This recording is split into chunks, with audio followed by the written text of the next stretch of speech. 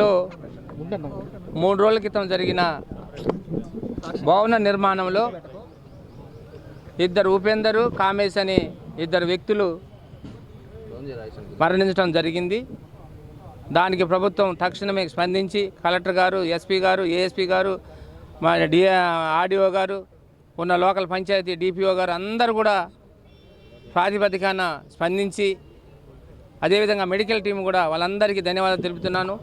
చాలా వరకు ఒక 12 గంటలకు జరిగితే దాదాపుగా మళ్ళీ 12 గంటల వరకు పెద్ద 6 అంతస్తుల భవనం ఆయన నెత్తి మీద కూలడంలో కూడా బతికి ఉండి పాపం కేకలతో ఉంటే అధికారులు ఉటావుటిన వచ్చి స్పందించి రెస్క్యూ టీంతో ఎన్డీఆర్ఎఫ్ బృందాలు కానీ సింగరేణి బృందాలు కానీ అన్నీ కూడా ఇమీడియట్గా వచ్చి స్టార్ట్ చేశారు. మనం పైనుంచి తీయటానికి అక్కడ ఏమి స్కోప్ లేదు, వెళ్ళే దారి కూడా లేదు.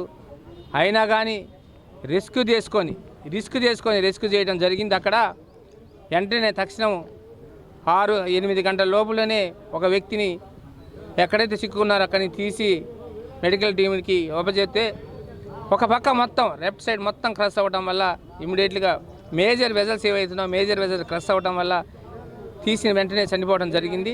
చాలా వరకు అందులో ఉండగానే ఆక్సిజన్ ఇతర అన్నీ అందించడం జరిగింది ఆయనకి.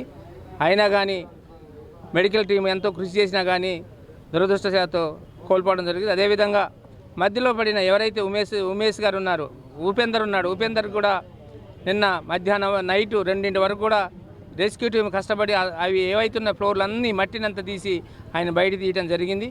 అదేవిధంగా ఈరోజు ఎవరైతే కామేశ్ ఉపేందర్ ఉన్నారో వాళ్ళకి న్యాయం చేసే విధంగా ప్రభుత్వం తరఫున నిన్న నైటు నేను రాగానే హైదరాబాద్ నుంచి తెలియక రాగానే ఉటావుటిన నేను కూడా ఎక్కడైతే ఉందో అక్కడికి వెళ్తే పాపం ఫ్యామిలీలు వారి ఆ అరుపులు కేకలతో నిజంగా నాకు జాలి వేసింది. ఎవరైనా మన వ్యక్తులు ప్రాణం పోయిన వ్యక్తులు నేను ఇంటికి వెళ్ళకుండా నా బంధువులుగా వెళ్ళి వాళ్ళని చూసి తర్వాత నేను ఇంటికి వెళ్ళడం జరిగింది. అయినా కానీ వాళ్ళకి న్యాయం చేయాలని ప్రభుత్వం తరఫున నేను హామీ ఇచ్చాను. ఖచ్చితంగా మేమైతే కామేశ్ పిల్లలు 2 డిగ్రీ చదువుతున్నారు, ఉపేంద్ర పిల్ల డిగ్రీ చదువుతున్నారు, వాళ్ళకి ఇమ్మీడియట్లీగా మనం వాళ్ళకి తక్షణమే చదివించడానికి ప్రభుత్వం తరఫున నేను హామీ తీసుకున్నాను. నిన్న మంత్రులు ముఖ్యమంత్రి గారిని కలిసేటప్పుడు సూసాయగా చెప్పాను ఖచ్చితంగా న్యాయం చేయాలని. కానీ ఎంతమంది అనేది నిన్న మధ్యాహ్నం వరకు తెలియలేదు కాబట్టి అది ఎటువంటిది వాళ్ళ నిర్ణయం తీసుకోలేరు. ఖచ్చితంగా మంత్రులకి మంత్రులు సీనియర్ నాయకులు తుమ్మల నాగేశ్వరరావు గారు చెప్పాను. అదేవిధంగా మన మంత్రులు పొంగులేటి శ్రీనివాసరెడ్డి గారు చెప్పాను, డిప్యూటీ సీఎం బట్టి విక్రమార్క గారు చెప్పాను, అందరూ స్పందించారు. అలానే సీతక్క గారు కూడా చెప్పాను, వెంటనే స్పందించి వాళ్ళకి న్యాయం చేద్దాం, పిల్లలు ఏం చదువుతున్నారో చూడండి. అదేవిధంగా ఆ ప్రైవేటు వ్యక్తి ఎవడైనా కఠినంగా శిక్షించండి, నాణ్యత లేని బిల్డింగ్ కట్టేవాడిని శిక్షించండి అనడం. అదేవిధంగా నేను రాగానే వాళ్ళని పరామర్శించి వాళ్ళని పిల్లల్ని చదివించే బాధ్యత మేము తీసుకుంటాం. వాళ్ళకి ఇల్లు ఇచ్చే విధానం, ఇల్లు కానీ వారికి కావాల్సిన సహాయ సహకారాలు ప్రభుత్వం తరఫున నేను కష్టపడి వాళ్ళకి ఇప్పించే బాధ్యత నేను తీసుకుంటాను హామీ ఇచ్చుకుంటూ ఆర్డీఓ గారితో కూడా మాట్లాడాను. కలెక్టర్ గారితో ఉదయం కలెక్టర్ గారు మాట్లాడారు.